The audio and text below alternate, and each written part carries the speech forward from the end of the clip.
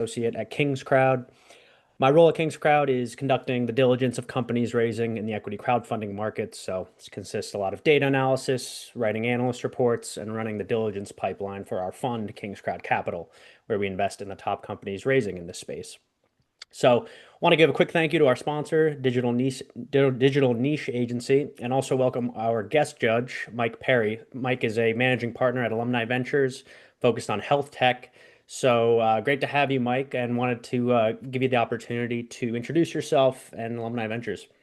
Yeah, thanks for having me here, Teddy. Super excited. So, hello, everyone. Mike Perry. I'm a managing partner at Alumni Ventures. As Teddy alluded to, part of my role here is to lead our healthcare investing, build out both our health tech fund and our health tech syndicate, which you could always, go to our website and learn more there. As for myself, I spent the last 15 years or so in the healthcare space across multiple roles. So, operating, product, the data science side, and then certainly the venture side. As a young 20-something-year-old, I jumped into the world of startups. It did not yield the massive financial outcome I had hoped, but I really got bit by that bug and have moved on to a lot of roles that I feel very lucky and privileged to have. So just highlighting a few of these. Spent a number of years with Seven Wire Ventures building and incubating companies. From there, I spent about 5 years with a fund out of New York, spending a lot of my time in healthcare investing, especially through the lens of the self-insured employer. From that point, spent time with CVS Health on their venture team, doing early stage growth and fund-to-fund investments, and then joined AV a number of years ago, where I really kind of combine that operating and investing experience to help shape how I partner with founders today. As for Alumni Ventures, a really incredible platform. So we are one of the most active venture firms in the US. We've raised over 1.4 billion. I'd say honestly the largest VC platform available for retail investors today. We're managing a portfolio of over 1,500 companies. But what's really cool about our platform is it allows folks like myself to also become, very T-shaped and focus in on areas that we are very passionate about, and certainly unlock that value to our retail base. So with that, our healthcare thesis, which I wanted to highlight, and I think you'll see this play through with the pitches today, is pretty straightforward. Our view is to align our investment where companies are focusing on the most important things in the sector, which are cost, quality, and access, three things that the US healthcare system has been plagued with for a very long time. And with that in mind, we invest across three core pillars. So embedded infrastructure, think of this as like the hidden layer in healthcare, everything from data and payments to AI, clinical and operational enablement. Second pillar is full stack care. So this ranges everything from pure play value-based care to tech-enabled models of care, spanning full payers from direct to consumer to the employer level. And the third and final pillar is frontier science. So this is really where we're seeing breakthroughs in diagnostics, biology, therapeutics, really seeing what these AI native companies can do at scale. So it's a very fun job. I feel privileged to be here, being able to back these resilient founders tackling the hardest problems in American healthcare. So with that, I'm excited to jump in and see what we have on the pitch side. Yeah, thanks so much, Mike. Great to have your expertise here, and I know we're all looking forward to hearing your questions after the pitches here. So, first up, want to welcome the CEO of Neopenda, Sona Shah. Sona, take it away.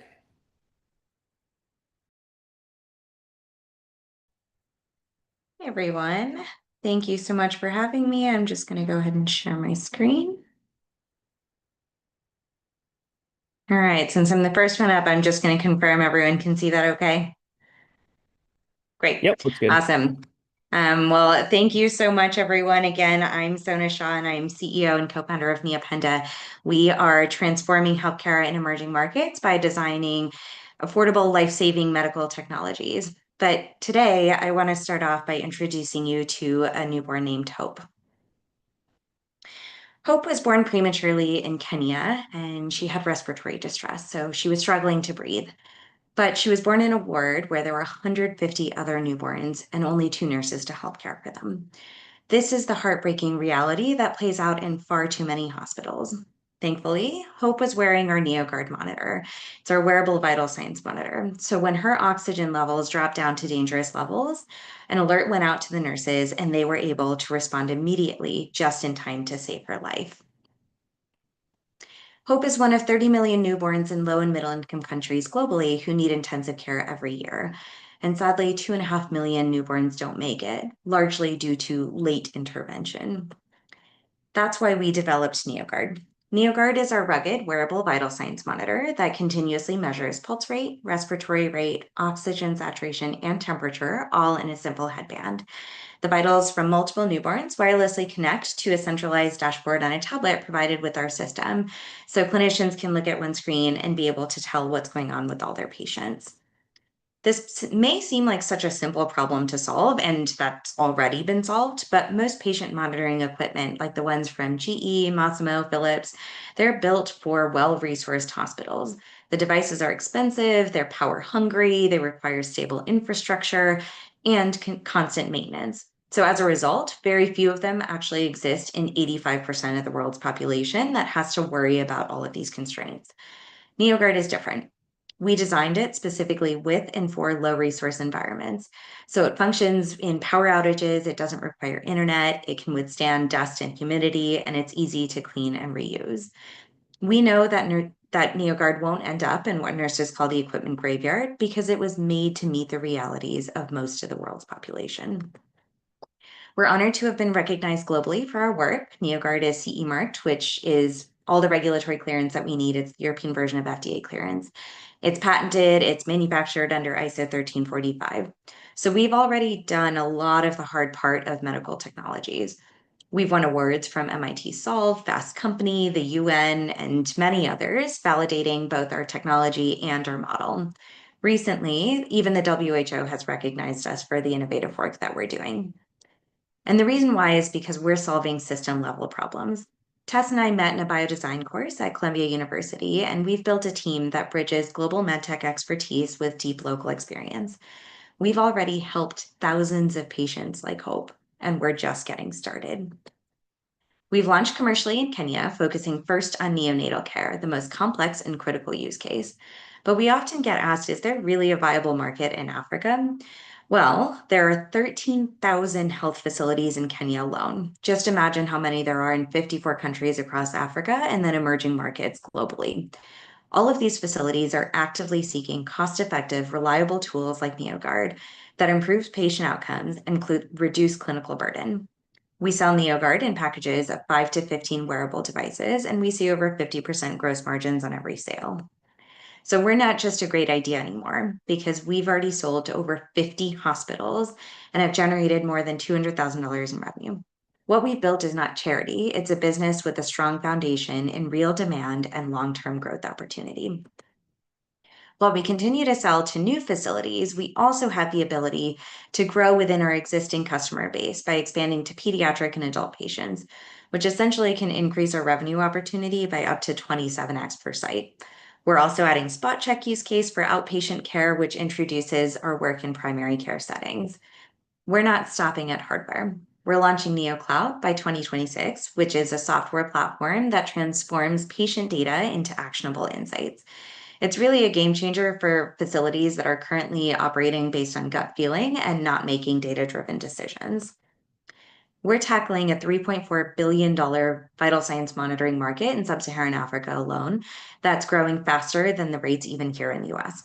We've proven demand and product market fit in neonatal care, and now we're scaling to meet the broader needs with a strong foundation, real demand, strong margins, and a clear growth path. We've raised $6 million to date, half from competitive global grants like Cisco, Wellcome Trust, Grand Challenges Canada, and many others, and the other half from aligned investors ranging from angels through institutional investors. Now we're inviting you to join us in our community round. We're building a future where patients like Hope have an opportunity to survive and thrive. We invite you to join us. Thank you so much for your time. Excellent. Thank you so much, Sona.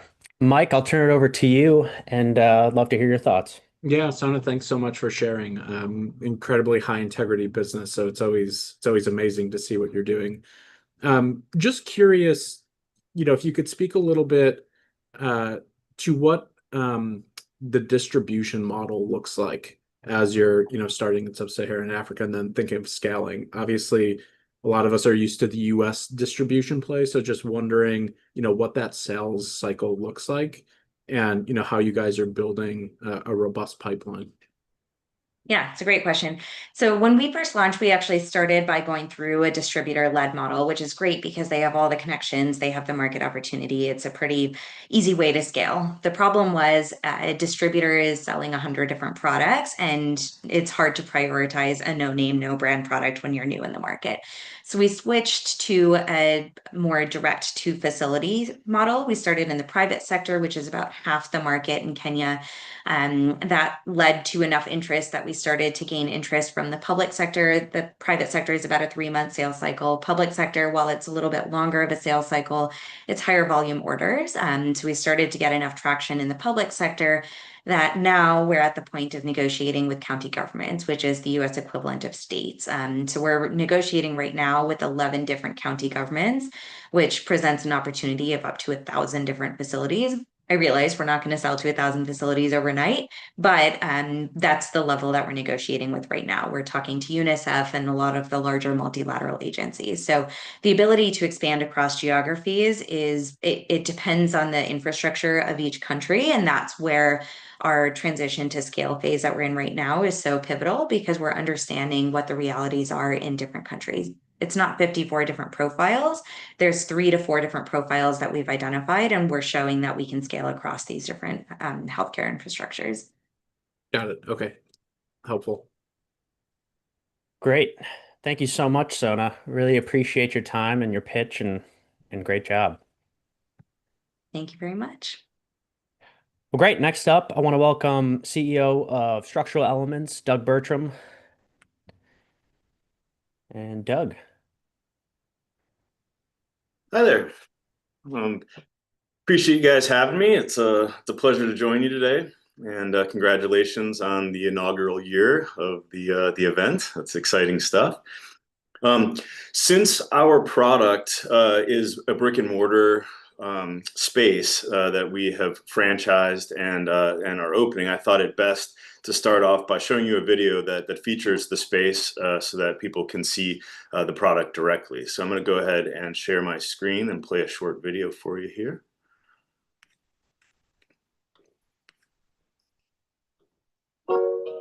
Hi, I'm Doug Bertram. I'm the CEO and founder of Structural Elements.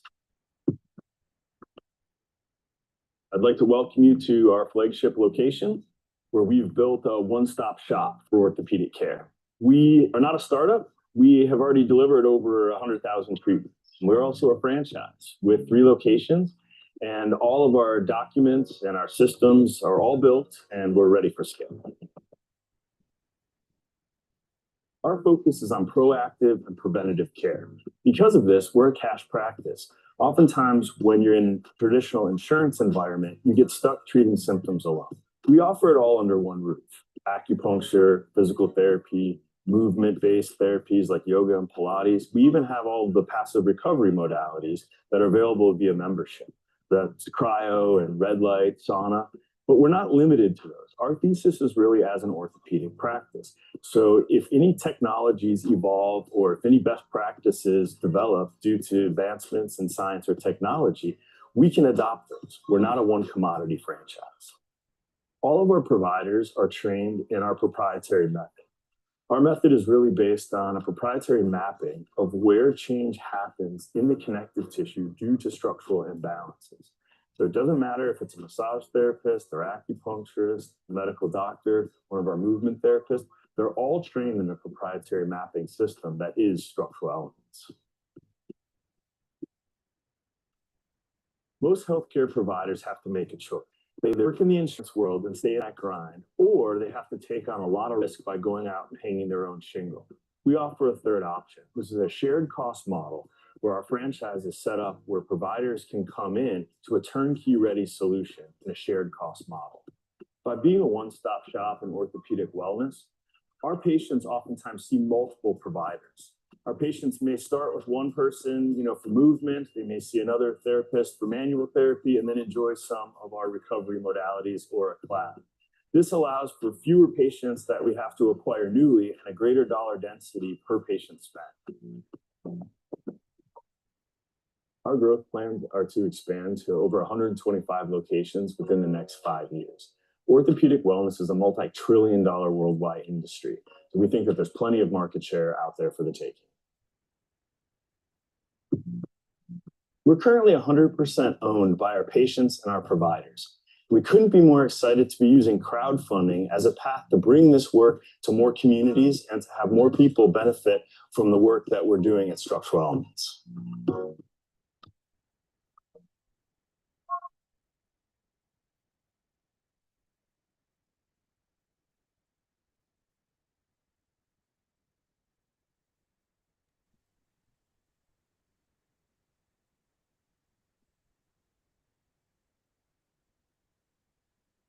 So, as it says in the video, the big problem that we're solving for is providers really are limited in their options of either staying in the insurance world or having to take on a huge expense to break ground and hang their own shingle.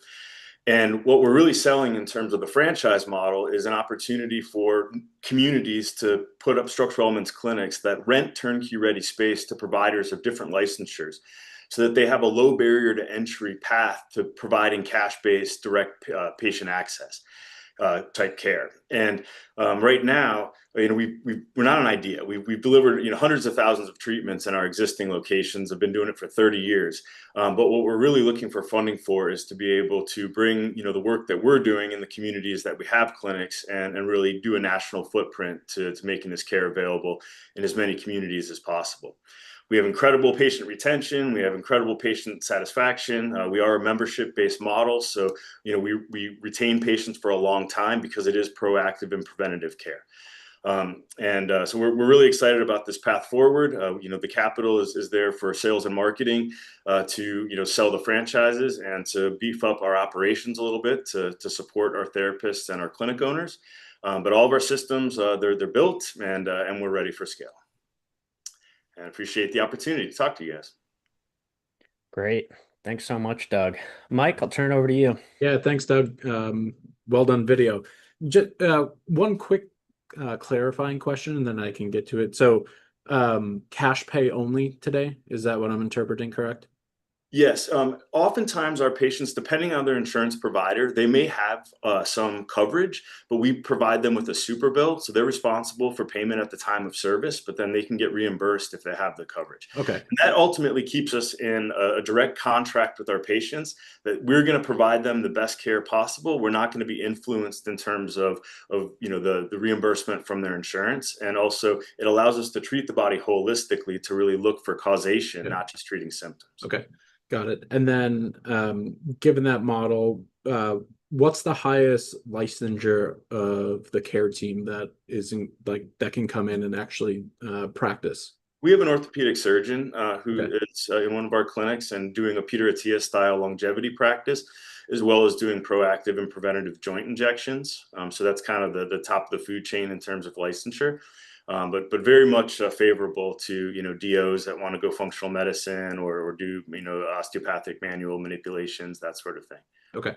And then just the main question I asked about that, just given kind of the nature of payer mix, but in terms of customer acquisition, how much of this is you guys at the management level helping build kind of the panels as you scale versus the clinicians that are coming in and using you all kind of for that one-to-many acquisition? Are they bringing a lot of patients that they have in referrals, or are you guys doing the majority? It's a mixed bag. Some people come with already a developed book of business, right? And they're just entering a shared cost model for more efficiency.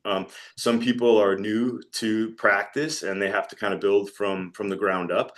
We provide a roadmap of success path, of identifying key influencers. We have a lot of data on the appropriate amount of spend for patient acquisition, and we have collected a lot of that information. But then also just the nature of being in a shared environment with multiple different providers. We have a yoga studio. My wife is involved in the yoga studio. She couldn't convince me for years that it monetized to put in a yoga studio. Well, it brought in 150 new faces to the practice within the first few months of having the studio. And so those patrons are now becoming members and are now coming in for massage, and they're coming in for treatments, or they may have joined the doctor's practice. So it really is just that dollar density per patient is really people don't just come for one service line. They come for multiples. We say it's like Project Nordstrom, right? We have multiple different curated services all under one roof, kind of as a one-stop shop. Got it. Okay, thank you.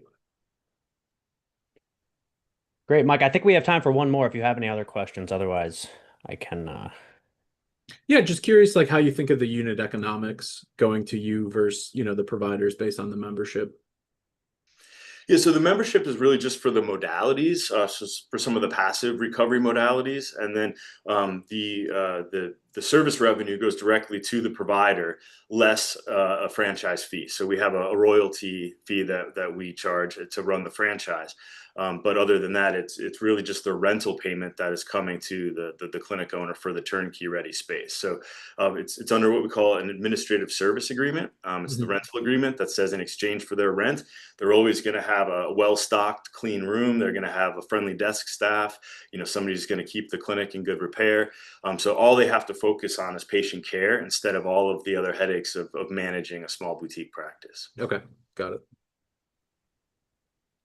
Amazing. Well, thanks so much, Doug. Really appreciate it. Yeah, Thanks, appreciate Doug. it. Great. Next up, want to welcome the CEO of Breath Diagnostics, Ivan Lowe. Ivan, you are up. Hey guys, just want to make sure you can see my screen. I'll just jump straight into it if you can. Yep, we can see it. We're good. So some forward-looking statements and disclaimer because we are dealing with a medical product. So I'm the CEO of Breath Diagnostics, and one simple exhale could have saved my dad's life. And so our goal is to turn that possibility into a reality for millions of families. So I'm going to start by trying to show you how to do that. Every great medical revolution has started with a new way of seeing the body. In the 90s, there was MRIs that let us see soft tissue. In 2000s, there was genomics, which unlocked DNA. In 2010s, liquid biopsies has transformed detection by finding markers in the blood. And we believe in 2020 that breath may be the next lens in which we see disease. So over the last 10 years, billions have been poured into liquid biopsies as a diagnostic tool, paving the way for multi-billion-dollar companies like Grail and Guardant Health. But finding disease markers in blood is like trying to detect a drop of ink in a swimming pool. The signal is small, the background is noisy, and the system is constantly being cleaned by your liver, your kidney, and your immune system. So that's why they haven't been very good at catching early stage cancers. It's why analysis of blood samples can sometimes take days or even weeks just to analyze. Breath, on the other hand, reflects volatile metabolites directly from the lungs and bloodstream.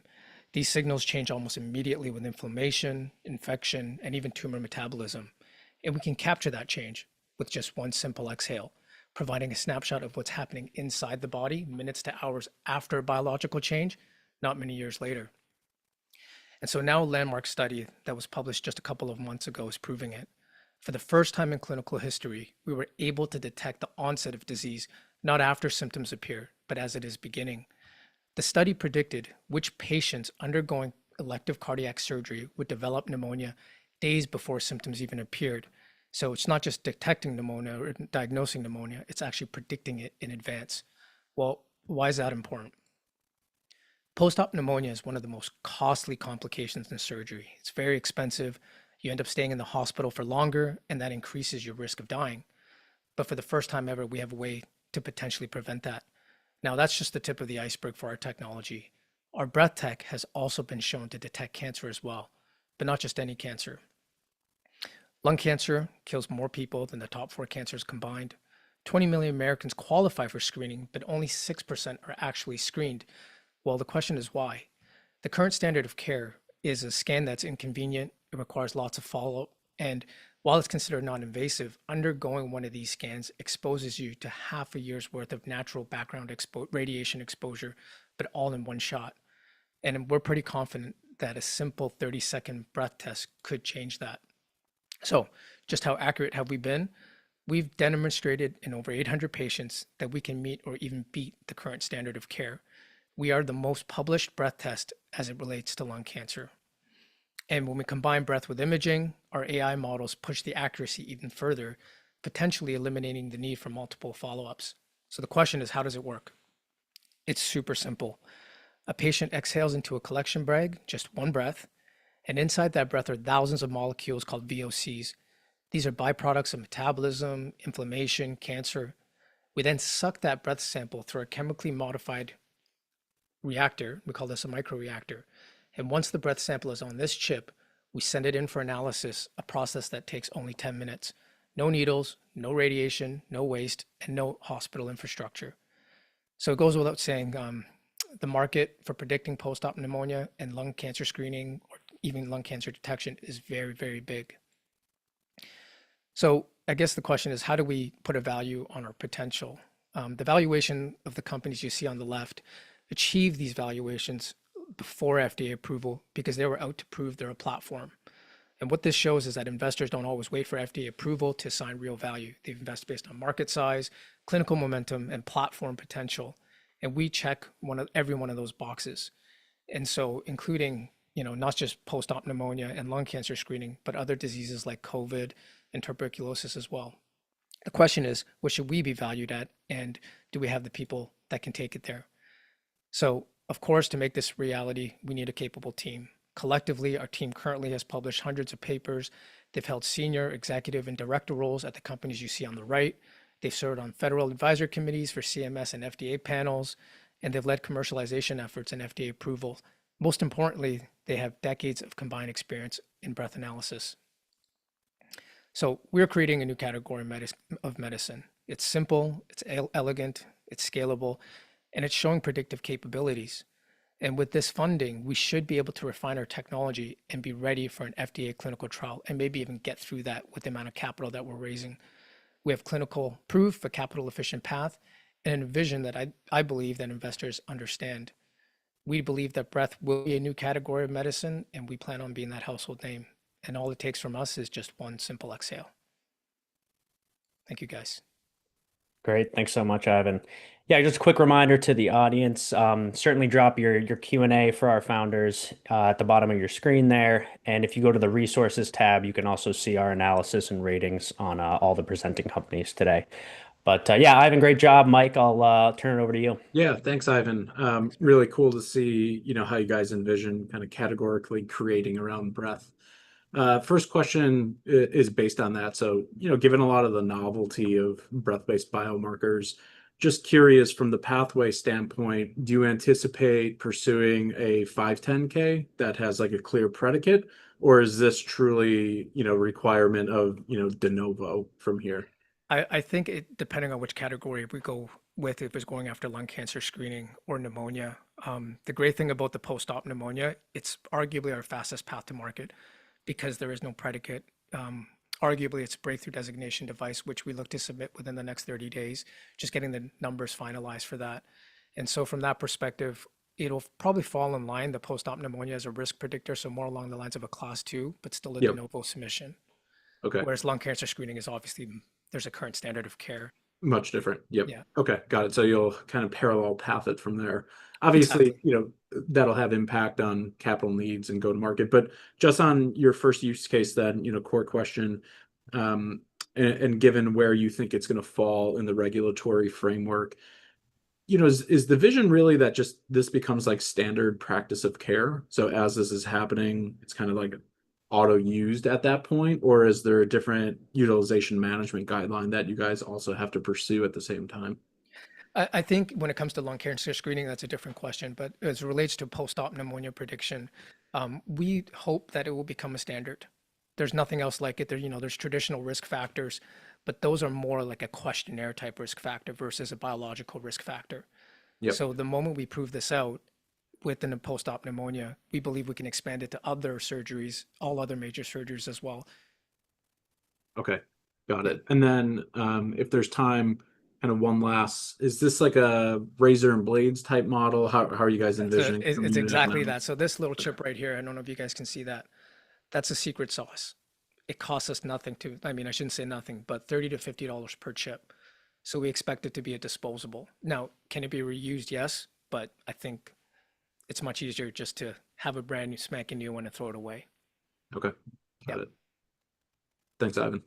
You got it. Yeah, Ivan, I'll ask a quick question. So, I'm assuming kind of breath diagnostics are sensitive to environmental and biological noise. So curious, how do you ensure kind of device calibration consistency and reproducibility across geographies and things like that? That's a great question. There's a standardization approach used in breath right now, but I think the biggest difference is most traditional breath technologies use something called thermal desorption, which means someone has to sit there and concentrate their breath for 15 to 30 minutes using these tubes and then heat it up and ionize it to get a result.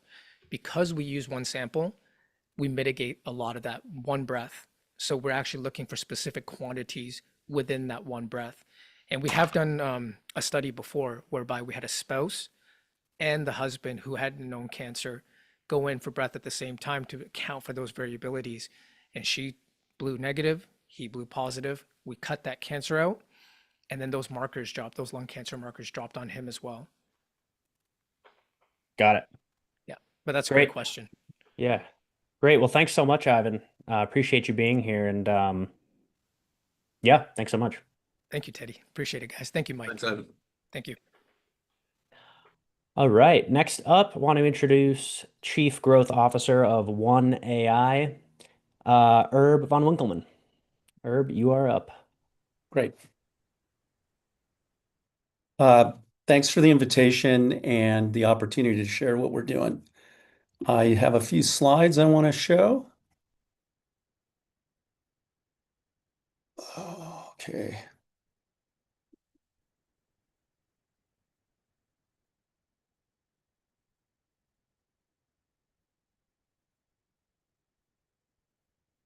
Okay, sorry for the delay there.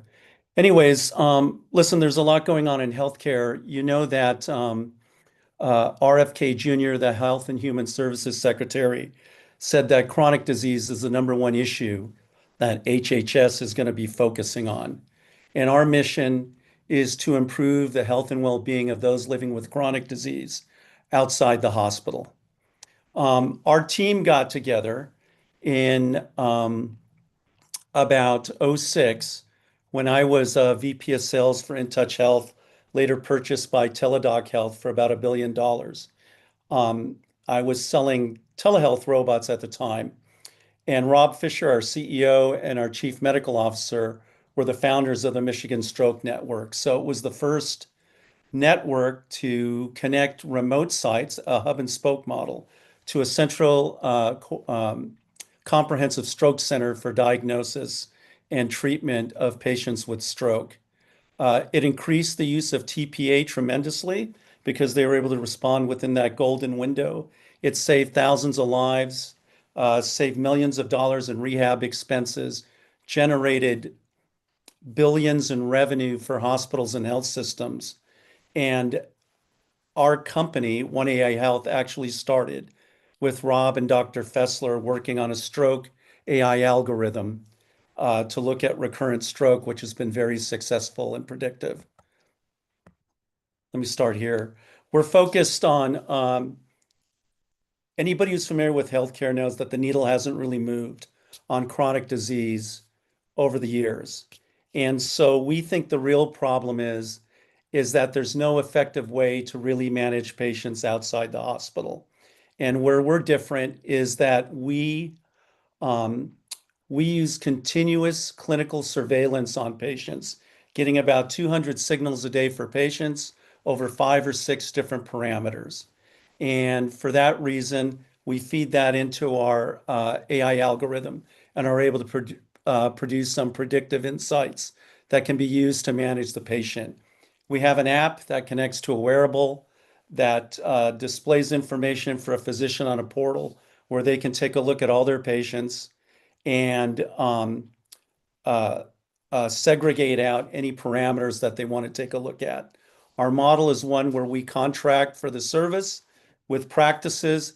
They bill regular insurance in most cases, and then we get a fee from what's recovered from reimbursement. We've put ourselves in a unique position in that we use continuous clinical surveillance with artificial intelligence. We're different because we participate in a pretty large market. We're focused on this $2 billion core market, where what we focus on, principally our own sales team, is medical groups and physician practices, because it's an easy place to identify the decision makers. We use channel partners for hospitals and health systems and hospital health plans, because they already have a relationship and we are a preferred provider. And we think that takes about 6 months to a year out of the sales cycle. We have great clinical results. We've shown that we have been able to, for 40% of the patients that are monitored, change the treatment plans based on the data that's available. And at the same time, we found 25% of patients had undiagnosed hypertension. Recently unpublished, but a recent study that we did over 90 days for a PACE program, if you're familiar with those, which is patient all-inclusive care for the elderly. We showed that we were able to reduce hospital admissions by 50% and ED visits by 50% using a control group within the selected group of patients that we monitored. We participate in 2 models. So I just mentioned sort of a shared risk model, which is a subscription. And then there's also a fee-for-service model. I talked about that earlier when we talk about billing insurance. There are well understood and well-defined CPT codes for the reimbursement of RTM and RPM, remote patient monitoring, and remote therapeutic monitoring. Although we don't think of ourselves as an RPM company, we're able to participate in that type of reimbursement. We've got some momentum. We should have about 25,000 patients under service by the end of the year. Gross revenue by year end, we're forecasting 1.9 million. We've got 6 patent pending AI algorithms. In 2026, we believe we'll have more than 40,000 patients on service, with one current customer contributing about 8,000 to 10,000 of those. EBITDA in August was 66%. We have a strong pipeline that's growing, and we have about 11 very high confidence deals where we are already structuring the opportunity, and we should have SOC compliance by mid-October. Listed below is OpenMind, Sterling Portco. Those are some of the channels partners that we have that we work with. Affiliated Enterprise Solutions is a company that works with state hospital associations, where we're a preferred provider for Minnesota, Michigan, the Michigan State Medical Society, and then the South Atlantic Hospital Association, working on about 4 others. We did a little pivot in who we're selling to. Sorry about that. We did a little pivot in who we're selling to. We found out that going after large medical groups was just as hard as a small group. So we jettisoned some of our small customers and are focused on some larger groups. We've got speed. Working with a behavioral health company, we're sort of defining a niche. It's sort of a mind-body offering, treating many of the behavioral health issues and mental disease as a chronic disease. Our AI predictive model is super effective. We have a chatbot on there that has thrown about 5 patients back into therapy that had suicidal ideation. And that's been very rewarding for us as a team. We're device agnostic. So if anything connects to Apple Health Kit or Google Health Kits, we can work with that. We also work with existing devices that folks have. So if you have an Apple Watch or anything else, That'll work. We currently work with a Ring as a device is the most popular because it'll carry a charge for about 11 days, and compliance is about 26% higher. So we say we're a clinician-owned company because we have so many physicians that have invested. And in fact, we recently had a few physicians from our customer invest in our company. We would be using funds for these things, continue to develop our AI platform, marketing, and grow our sales and implementation teams. This is our team. You see Rob, me, Dr. Fessler. We've worked together, known each other since 2006. I also spent some time in a health system, Ascension Health. And our other co-founder, Clinton Michael, is an attorney who headed the telehealth section for the Bar Association. We've got a pretty strong advisory board with Peter McCullough, who is maybe the most published cardiologist for cardiovascular information, Dr. Iskovich, Jason Naparella, deep experience in skilled nursing facilities, of which we have a couple. And that is the quick walk through who we are and what we're about. Great. Thank you so much, Herb. You bet. Mike, turn it over to you. Yeah, thanks, Herb. Quick question on the model. Yes. As a preferred provider across payers, how are you guys thinking about the balance of fee for service and moving more towards the sub-capitation route? Like, where are you on that trajectory, and where do you think the majority of your growth is going to come from moving forward? So let me answer the first half because it's kind of an interesting story. We aimed at Puerto Rico because everybody in Puerto Rico has either Medicare or Medicaid. So we know every single person on those islands is insured for RPM and RTM. What we didn't really think through till we got there was that it's managed Medicaid and Medicare Advantage. In our first conversations with folks where they said we have 8,000 or 12 with providers, we have 8,000 or 12,000 patients with chronic conditions. We can't really afford to do all that. When we talk to them about the 1,000 or 2,000 or 3,000 patients that are readmitted 4 times a year at about 15,000 per visit, it makes sense to put those patients on a program. So we have about 4 opportunities where we're actually designing the model there.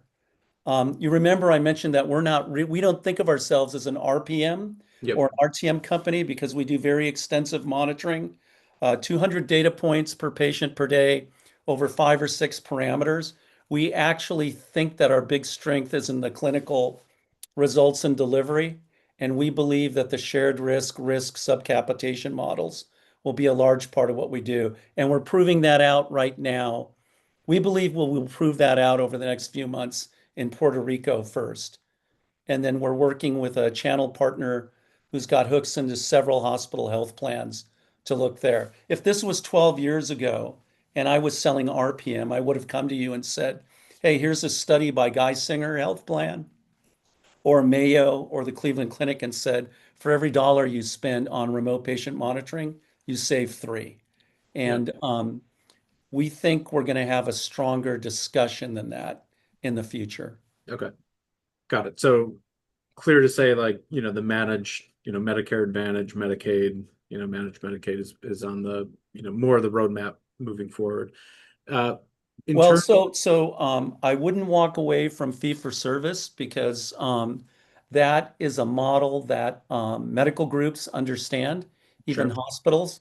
And as you know, medical groups participate in both fee for service and shared risk. So we have an offering for whatever side of the house could be interesting. Yep.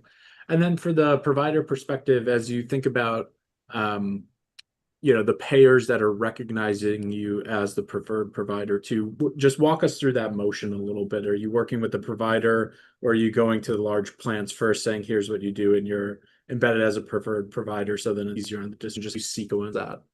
I think that's a longer term strategy, and we're going to do that tactically a little bit different than how you mentioned.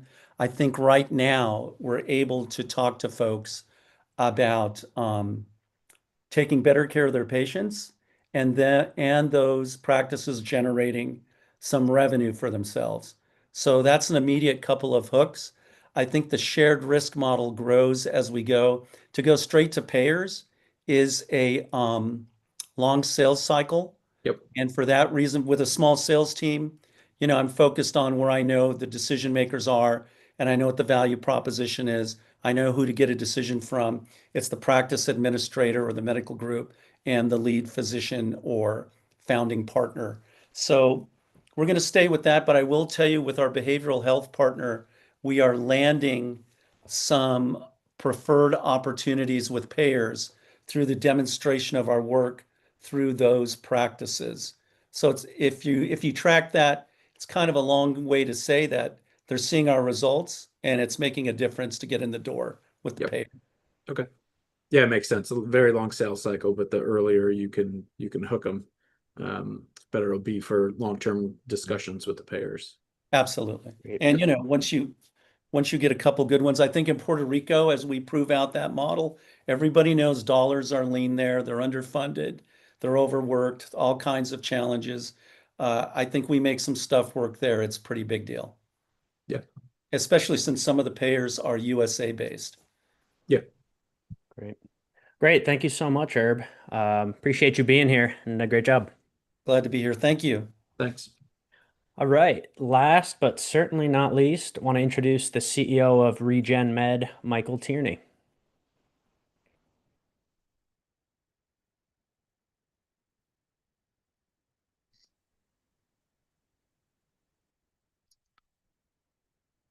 Teddy, Hey, Michael. Great to see you. good to see you. Thanks for having me. And thank the whole King's Crowd group for the impressive lineup that you've had here. I think it gives all of us inspiration in terms of the degree of innovation in the healthcare sector. We sorely need it.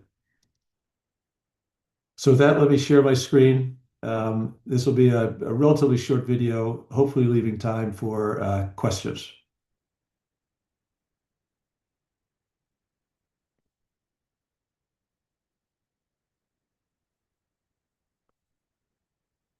Hi, I'm Michael Tierney.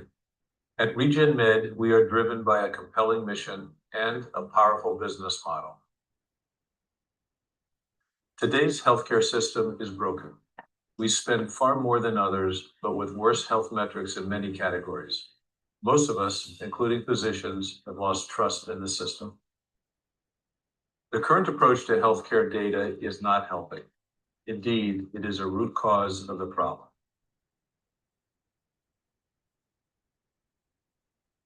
There are 1 billion physician visits annually in the US. Each of these represents valuable real-world data.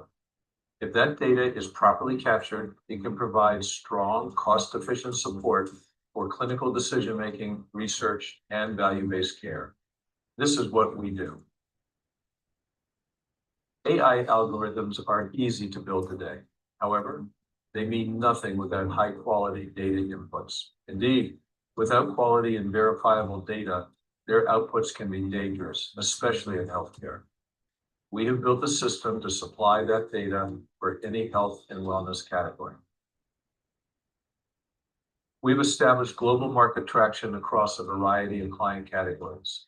We're posting strong growth in annual recurring revenues, and those revenues represent only a tiny fraction of our addressable markets. Our Circle data sets are not only high quality, they are proprietary to those who create them. This opens up a second powerful revenue line, data set licensing across the largest sectors of modern healthcare.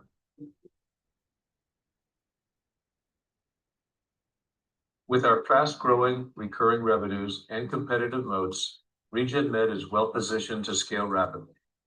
Like other 0 to 1 companies, we are committed to disrupting existing data markets, creating new ones, and capturing significant portions of the resulting value.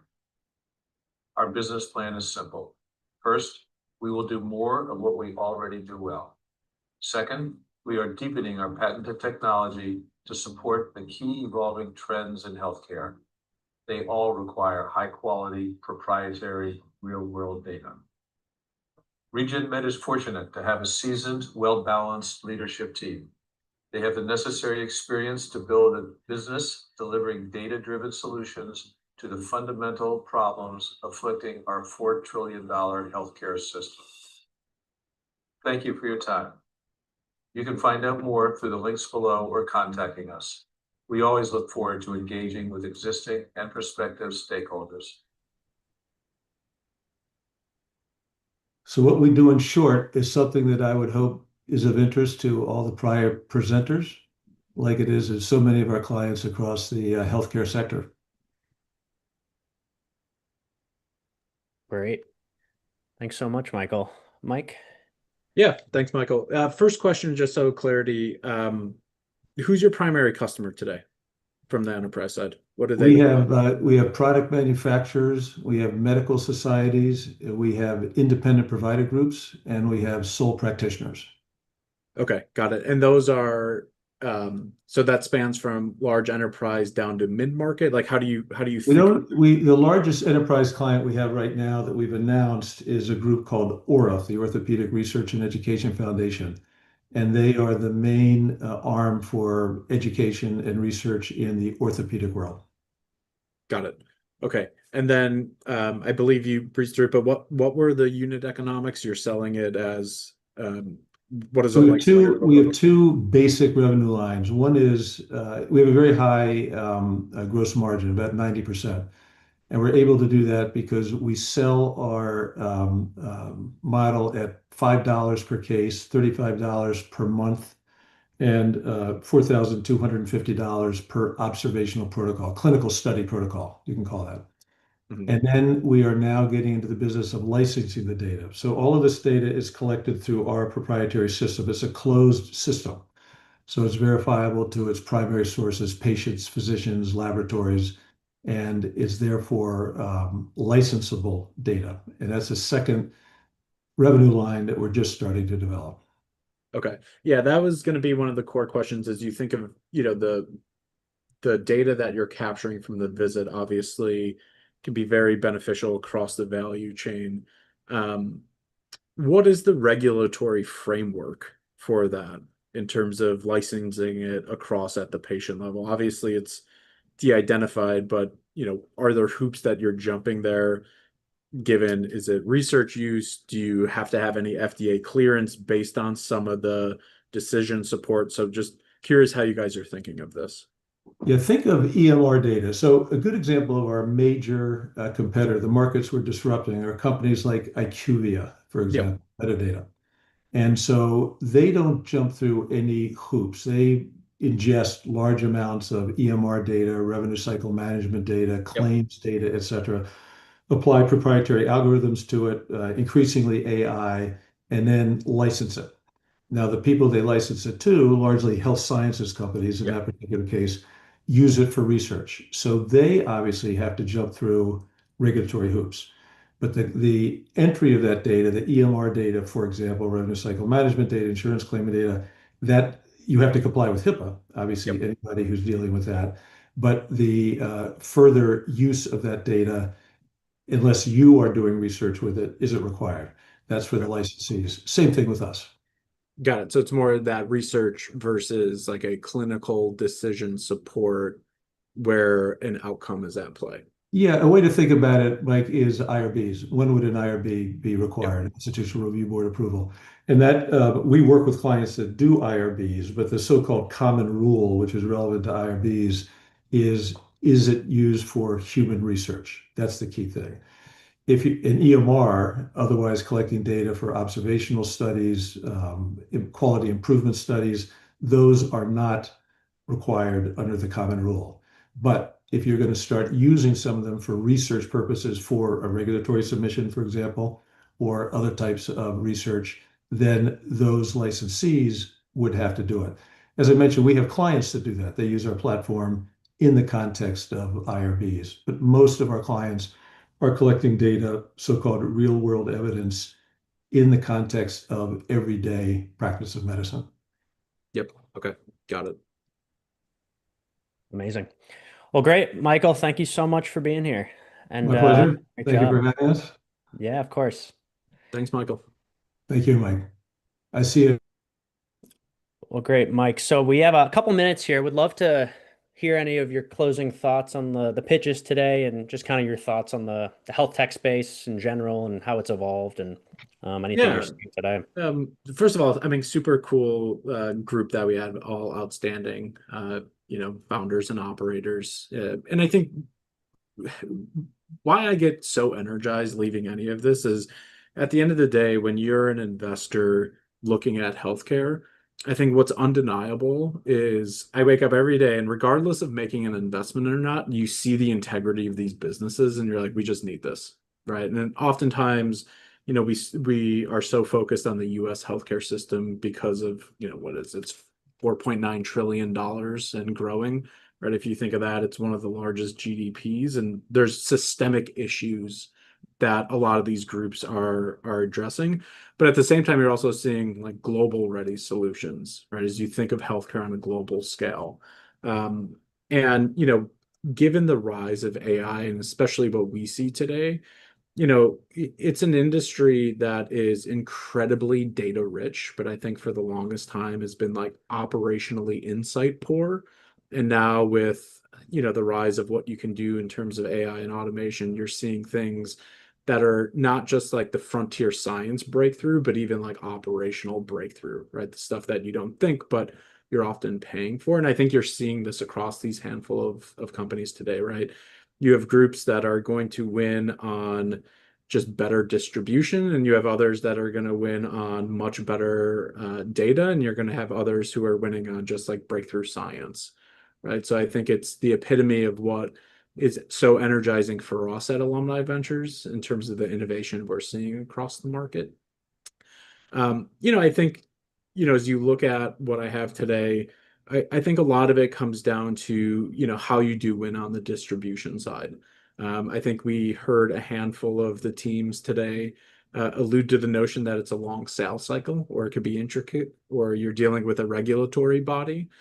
I think that's the thing that I often push on the most in deeper diligence is really understanding what that commercial model looks like and what your distribution model looks like, because it's so important in healthcare, right? It's how you orient your product. It's how you think of your scaling of unit economics, right? Based on the distribution that you have, that's going to change a lot of elements of how you think of building your business. So I think it was really cool today to just see, full span spectrum across the value chain in terms of where and how these entrepreneurs are building, hopefully, the future of healthcare. Yeah, totally agreed. Yeah, and I think your focus on distribution and scaling, and something I always push on is kind of what are the costs associated with those distributions. If you need the FDA approval, okay, how can you model that out to the dollar or as close as you can get? So yeah, couldn't agree more. Well, Yeah. great, Mike. Really appreciate your expertise today and you being here. Yeah, it was awesome. A lot of fun. Thanks for having me. Yeah, of course. Well, thanks so much, everyone, for coming, and have a great day. See y'all. Bye.